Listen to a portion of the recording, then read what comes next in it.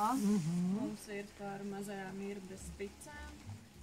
Tas pirmsākums bija, kad notika nometnes skolā, kad Rasis paaicināja taisīt nometnes.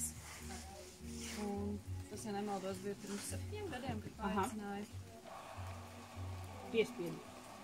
Piespiedu paaicināja. Piespiedu čuprātu. Jo skolas pavārs vajadzēja atvaļinājumā. Nē, viņi nevarēja strādāt, viņi vienkārši negribēja papīskāt.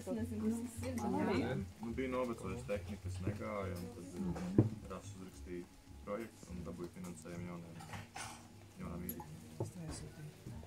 Jā, tad pēc tam sākās Covida laiks. Jaunieši, kas bija paaicināti palīdzēt ar nometnēm, viņiem nebija īsti ko darīt. Viņi spieda, kamēr izlūdzās picu krāsi. Tīri, lai paeksperimentētu. No sākuma viņi tur ceptu vienkārši tuviniekiem un tā tālāk. Un tad jau... Viņi arī piedalījās no savām mājas kafēnijas dienās. Bija daudz vairāk cilvēku nekā bija gaidīts. Bija ļoti liela piekrišana picām.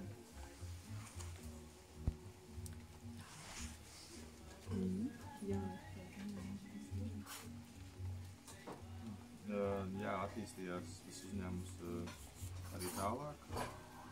Vēl nepārgājas jaunām telpām, tas ir tālāk.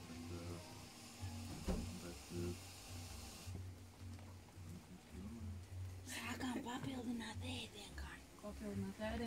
Jā. Tas ir tālāk. Tas ir tālāk uzrakstīts. Domāju, palīdzēs. Vienkārši vairāk attīstījās, vairāk cilvēku uzzināja, ka vispār bija tāda kafejnīca. Sākās cilvēku plūsmas. Parādījās daudz dažādi jaunieši. Un tad jau bija telpu maiņa, kad no skolas telpām pārgāja uz Līberštaucnām, jā.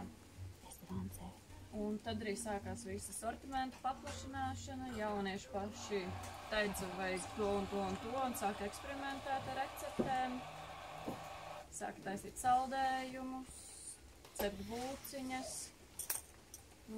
Tā arī tagad ir tas viss notiekās, ka visu laiku meklē jaunas lietas, ko varētu darīt, jaunas receptes, kā vēl varētu attīstīties tālāk.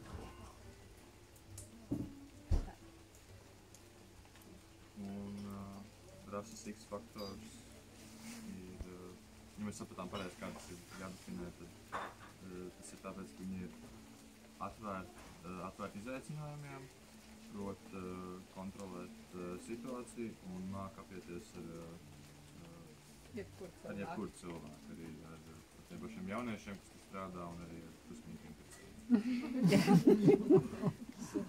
Bravo! Paldies!